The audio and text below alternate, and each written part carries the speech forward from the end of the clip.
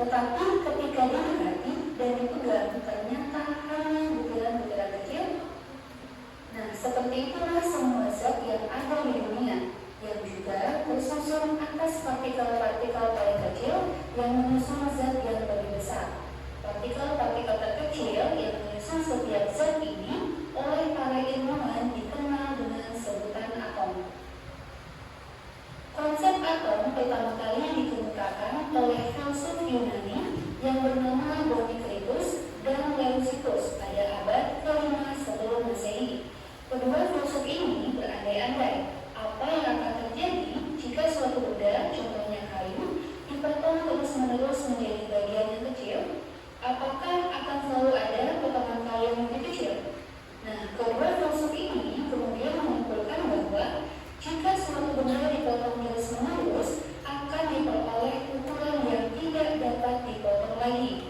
Nah, bagian terkecil ini disebut sebagai atom, yang berasal dari bahasa Yunani atomos, yang artinya tidak dapat dibagi atau invisible. Satu abad kemudian, seorang filsuf Yunani bernama Aristoteles mengusulkan konsep atomnya sendiri.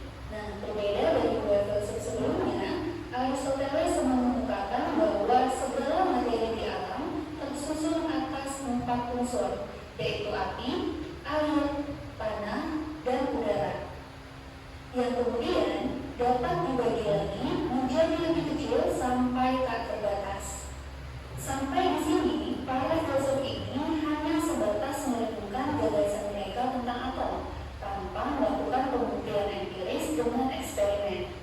Meskipun demikian, konsep atom ini bertahan hingga ribuan tahun. Pemahaman struktur atom semakin berkembang seiring dengan awal perkembangan ilmu kimia modern.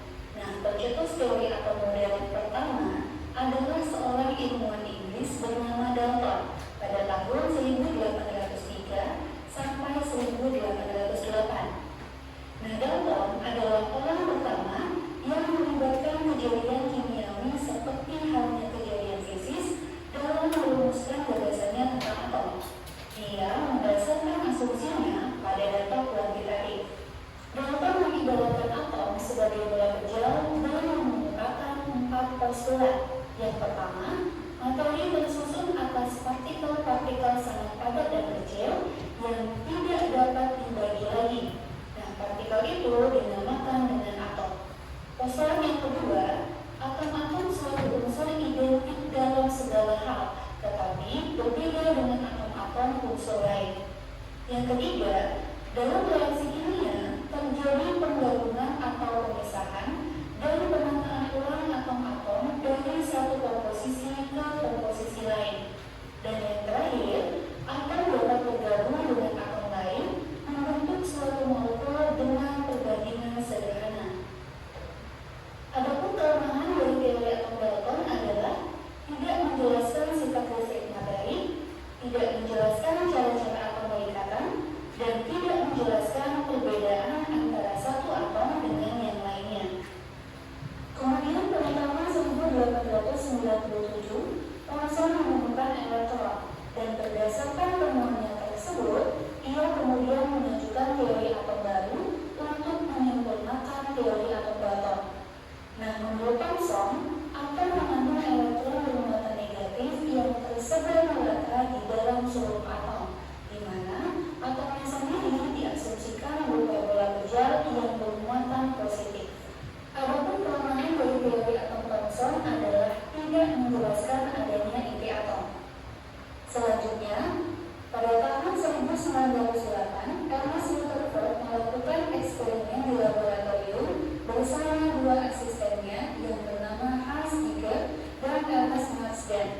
Mereka melakukan percobaan penembakan lempeng emas yang sangat tipis dengan partikel alfa yang diemisikan oleh unsur radioaktif. Nah, data hasil penelitian mereka menunjukkan bahwa sebagian besar partikel alfa dapat menembus plat karena melalui daerah hampa. Kemudian, partikel alfa yang mendekati inti atom dibelokkan karena mengalami gaya tolak inti. Partikel alfa yang menuju inti atom dipantulkan karena inti bermuatan positif dan sangat masif. Beberapa tahun kemudian, yaitu tahun 1911, Rutherford mengembangkan teori atomnya yang dikenal dengan model atom Rutherford, yang isinya atom tersusun atas inti atom yang bermuatan positif dan elektron-elektron yang bermuatan negatif. Sebagian besar volume atom merupakan ruang kosong yang masanya terpusat pada inti atom. Oleh karena bersifat netral, maka jumlah muatan positif harus sama dengan jumlah muatan negatif. Dan yang terakhir, di dalam atom, elektron-elektron bermuatan negatif selalu bergerak mengelilingi inti atom. Nah, kemudian model atom Rutherford ternyata masih memiliki kelemahan, yaitu tidak dapat menerangkan alasan elektron tidak jatuh ke inti, kemudian belum menjelaskan letak elektron dan lokasinya terhadap atom, serta tidak menjelaskan spektrum garis pada atom hidrogen. 2 tahun berikutnya, yaitu pada tahun 1913, seorang ilmuwan Denmark bernama Niels Henrik Davidson mengembangkan model atom Rutherford dengan menerapkan teori quantum Planck. Model atom dikenal dengan postulator. Yang pertama, dalam mengelilingi inti atom, elektron berada pada bulat atau lintasan tertentu. Yang kedua, selama elektron berada pada lintasan stasioner tertentu, energi elektron tetap sehingga tidak ada energi yang diemisikan atau diserap. Yang ketiga, elektron dapat berpindah dari satu kulit ke kulit yang lain. Dan yang terakhir, lintasan stasioner elektron memiliki momentum sulit. Adapun kelemahan dari teori atom Bohr adalah yang pertama, kedudukan elektron dalam mengelilingi inti atom dinyatakan dengan pasti. Yang kedua, gerakan elektron digambarkan sebagai lingkaran atau elips. Dan yang ketiga, tidak dapat menerangkan intensitas spektrum lebih lanjut. Teori atom berikutnya dikenal dengan teori atom mekanika kuantum. Nah, teori ini didasari oleh sifat dualisme partikel dan melibatkan beberapa ahli. Pada tahun 1923, Louis de Broglie menyatakan bahwa elektron dalam atom dapat dipandang sebagai partikel dan gelombang. Kemudian 3 tahun setelahnya, yaitu pada tahun 1926, Ernst Rödiner mengungkapkan persamaan gelombang dalam atom. Nah, setahun kemudian, Werner Heisenberg mengembangkan teori atom mekanika kuantum, di mana teori ini mirip dengan teori atom Bohr, yaitu atom memiliki inti bermuatan positif yang dikelilingi oleh elektron bermuatan negatif. Nah, hanya saja posisi elektron dalam mengelilingi inti tidak dapat dipastikan. Nah, teori ini dikenal dengan asas ketidakpastian posisi elektron. Dalam hal ini, kita hanya dapat menentukan daerah dengan peluang lebih besar untuk menemukan elektron, yang kemudian dinamakan dengan orbital. Beberapa orbital kemudian bergabung membentuk kelompok yang disebut dengan subkulit. Nah, dapat disimpulkan di sini, satu kulit terdiri dari beberapa subkulit, kemudian satu subkulit tersusun dari orbital-orbital, dan satu orbital dapat menampung maksimal 2 elektron.